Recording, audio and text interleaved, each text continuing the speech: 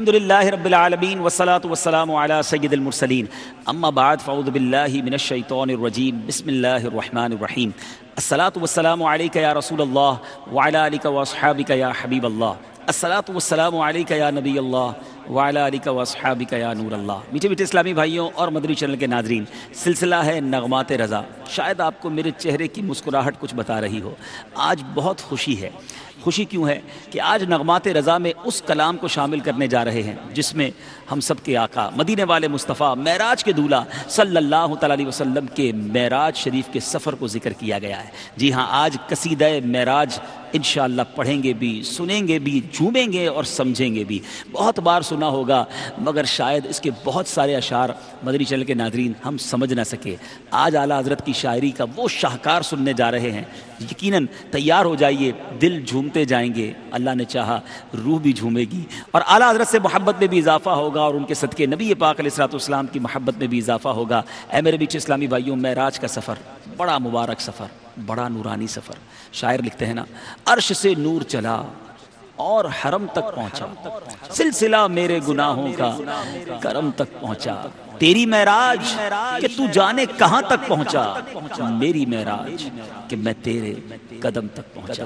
ایک نئی جگہ ہے، ایک نیا انداز ہے، اور میں آج اکیلا ایک نعت خواں کے ساتھ نہیں، آج الحمدللہ چار بڑے پیارے ثنا خوان رسول میرے ساتھ ہیں۔ اعلیٰ حضرت نبی پاک کے اس غسل مبارک کی ایک اور کیا خوبصورت شان بیان کر رہے ہیں کہ بچا جو تلووں کا ان کے دھون، بنا وہ جنت کا رنگ و روغن، جنہوں نے دولہا کی پائی اترن، وہ پھول گلزار نور کے تھے۔ سبحان اللہ۔ ذرا مشکل معنی، الفاظ کے معنی سمجھیے۔ تلووں سے مراد پاؤں کے جو نیچے والا حصہ ہوتا ہے، دھون سے مراد وضو یا غسل میں جو استعمال شدہ پانی ہوتا ہے اسے دھون کہتے ہیں۔ اترن یہ اتارے ہوئے جو کپڑے ہوتے ہیں اس کو اترن کہا جاتا ہے۔ سبحان اللہ، سبحان اللہ۔ اعلیٰ حضرت کہتے ہیں کہ نبی پاک علیہ الصلوۃ والسلام کہ جب مبارک آپ نے غسل کیا اور آپ کے پاؤں مبارک کا جو دھون تھا اس سے کیا ہوا؟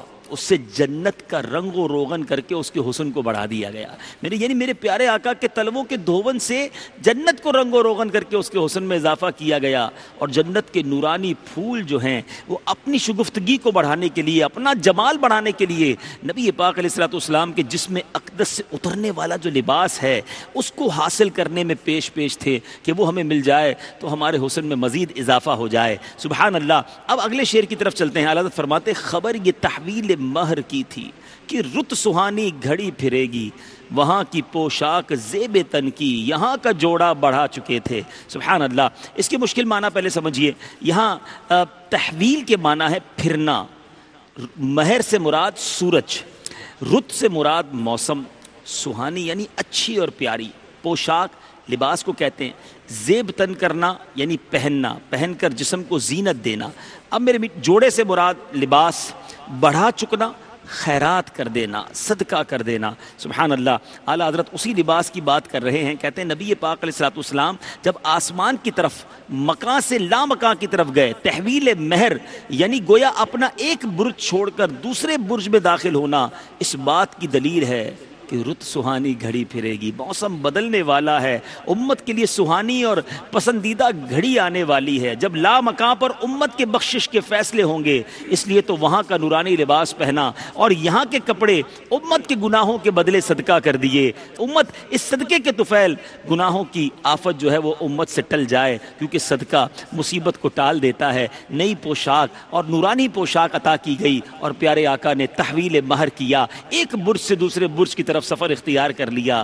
کیا تخیل ہے اعلیٰ حضرت کا۔ آگے لکھتے میٹھے اسلامی بھائیوں، تجلی حق کا صحرا سر پر، صلاۃ و تسلیم کی نچھاور، دو رویا قدسی پرے جما کر کھڑے سلامی کے واسطے تھے۔ اگر سیکوینس پر، تسلسل پر نظر دوڑائیں کہ پہلے تیاری کی بات کی ہے، نئے نرالے طرب کے ساما عرب کے مہمان کے لیے تھے، پہاڑوں کی، دریاؤں کی، خود حرم کی بات کی، اب سفر کی ابتدا ہے تو نبی پاک کا غسل کے تذکرہ کیا۔ اس کے بعد پیارے آقا کا لباس کیسا تھا، اس سفر کے لیے جو روانگی ہو رہی ہے تو بتایا جا رہا ہے کہ صحرا کون سا تھا، صلاۃ و تسلیم کی نچھاور ہو رہی ہے۔ ذرا مشکل الفاظ سمجھتے ہیں۔ صلاۃ و تسلیم کو کہتے ہیں درود و سلام، نچھاور سے مراد دولہا پر جو پیسے عموماً پھینکے جاتے ہیں اس کو نچھاور کہتے ہیں، مگر یہاں نبی پاک کی ذات پر درود و سلام کے نذرانے پیش کیے جا رہے ہیں۔ تجلی حق اللہ عز و جل کا جلوہ۔ صحرا سے مراد جو دولہا صحرا باندھتا ہے، یہاں اس سے مراد یہ ہے اب دو رویا یعنی دونوں طرف دو لائنیں لگا کر، قدسی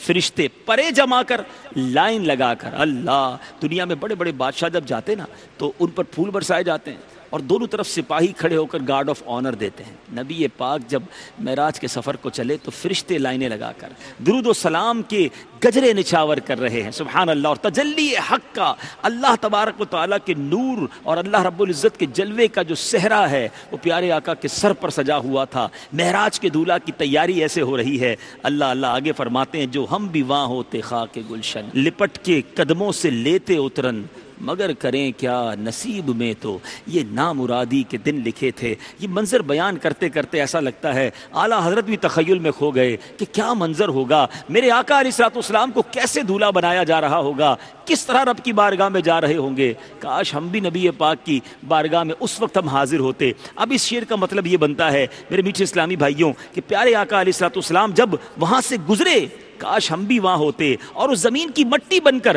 نبی پاک کے قدموں سے لپٹ جاتے اور عرض کرتے کہ اپنا دھون جنت کو عطا کیا ہے تو اپنا اترن ہمیں عطا فرما دیں، اترا ہوا لباس ہمیں عطا فرما دیں۔ ہمارے آقا ضرور ہماری بات مان جاتے اور اترن نہ بھی ملتا تو نالین پاک مل جاتی، جن کو ہم اپنے سر کا تاج بنا لیتے، جو سر پہ رکھنے کو مل جائے نالے پاک حضور تو پھر کہیں کہ ہاں تاجدار ہم بھی ہیں۔ لیکن اعلیٰ حضرت لکھتے ہیں کہ ہمارے اتنے نصیب کہاں، ہم جیسے نکم میں وہ نظارہ کرتے، ہمارے نصیب میں تو یہی ناکامی اور خاک چھاننے کے دن لکھے ہوئے ہیں۔ کہاں وہ ذات پاک اور کہاں وہ ہم، حسرت بھی کی ہے تو کیا پیاری کی ہے۔ اب آئیے میرے میٹھے اسلامی بھائیوں، اعلیٰ حضرت نے جو یہ اشعار لکھے ان کو ایک بار پھر سن کر طرز میں بھی سنتے ہیں۔ لکھتے ہیں بچا جو تلووں کا ان کے دھون، بنا وہ جنت کا رنگ و روغن، جنہوں نے دولہا کی پائی اترن، وہ پھول گلزار نور کے تھے۔